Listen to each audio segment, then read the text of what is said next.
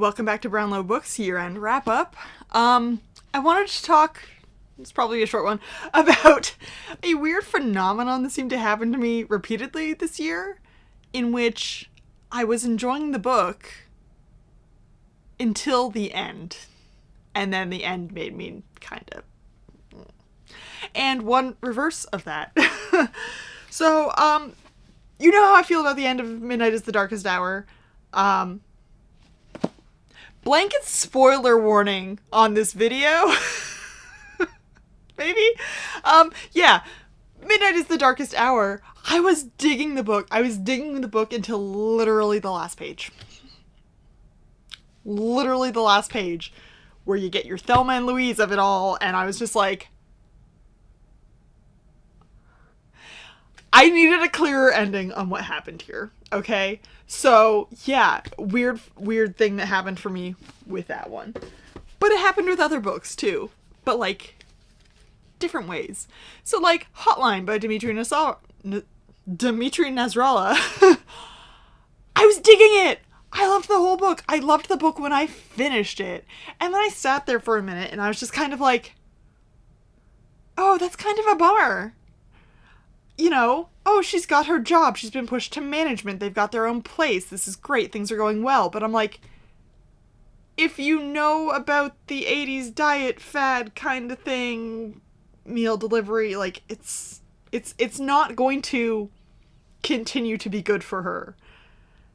And, you know, she's not doing what she actually loves to do and has been trained to do. And it kind of felt like a bummer. But the more I thought about it, I was just like, oh, this feels a little bit icky.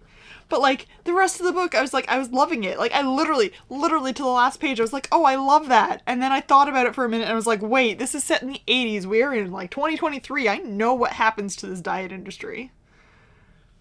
And so it just felt kind of like, that's a bit of a bummer. And so it kind of, like, tainted the rest of the book for me when I was thinking back about it. And I was like, oh, okay.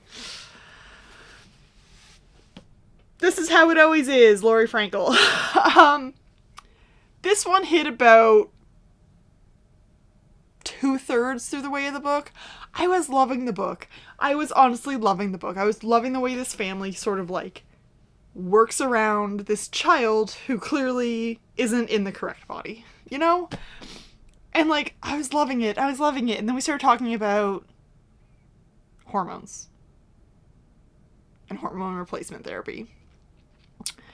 And we were going, and it's just like, are you guys gonna ever talk about anything ever again? And then it, like, leads to the parents being separated for a while and her going to, what was it, Thailand? And it's just kind of like... And then they get back, and it's like joyous reunion, but at the same time they're like, hormones! And I'm like, oh my fucking god.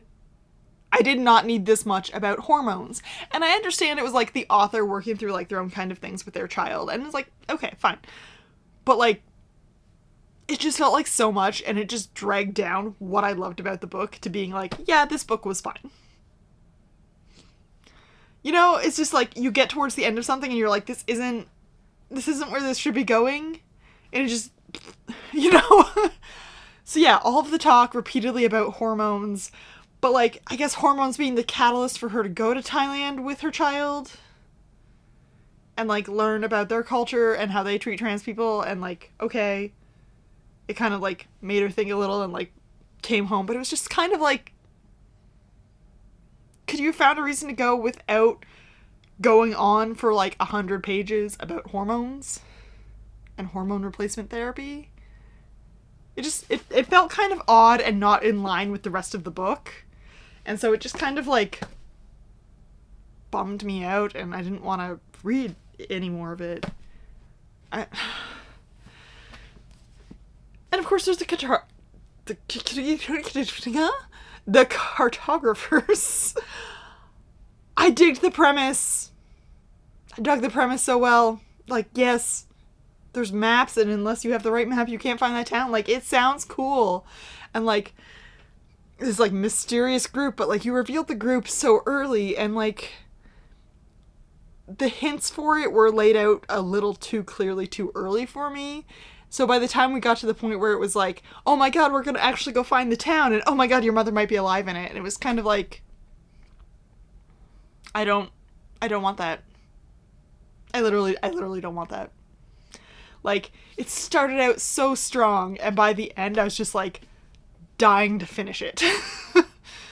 I was just like, okay, we're going. Can we just like push through and do this?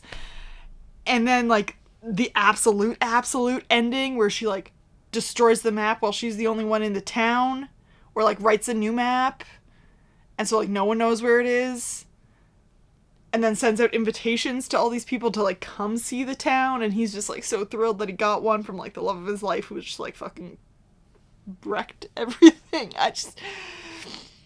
I did not love the ending of an already not quite strong enough book for me.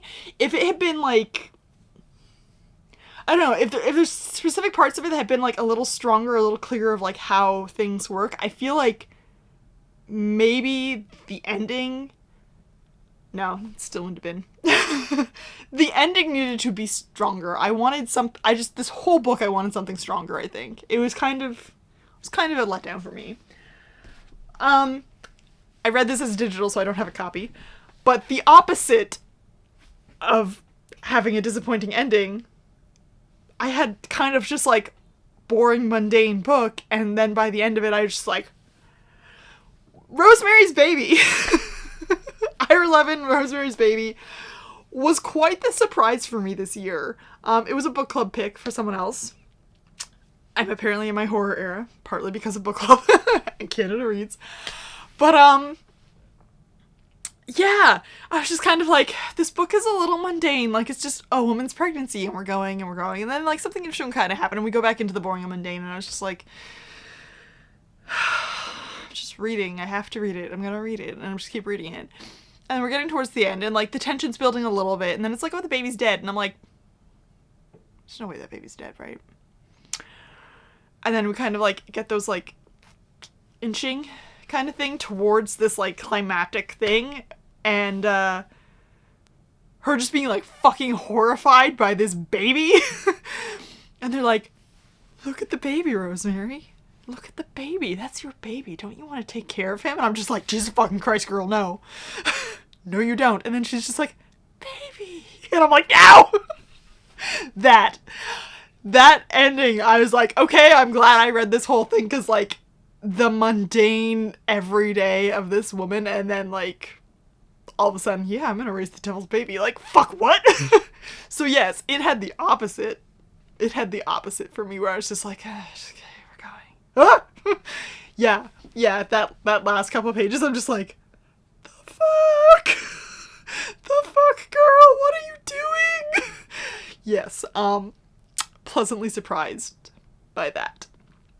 So, that's kind of the weird phenomena that happened to me this year, of loving a book right to, like, almost the last pages in most instances, and then it just being kind of like, what a bit of a bummer. But you will notice that two of those books, one of them was on my favorites of the year list, and the other one had, like, an honorable mention of, like, yes, I really liked this, but, yeah, I don't know.